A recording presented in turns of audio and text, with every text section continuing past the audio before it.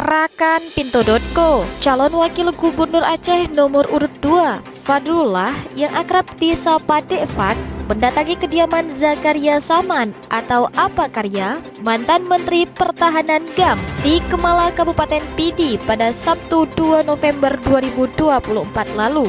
Dalam video yang beredar di media sosial, Dek Fad tampak didampingi oleh Ketua Badan Pemenangan Mu'alim Dek Fad, Kamarudin Abu Bakar atau yang akrab disapa Abu Razak bersama rombongan. Usai pertemuan, Abu Razak mengajak Apa Karya untuk memberikan dukungan pasangan calon Mu'alim Dek Fad di Pilkada Aceh 2024. Beruntung pemenang B2, Mu'alim Dek Fad pemenang.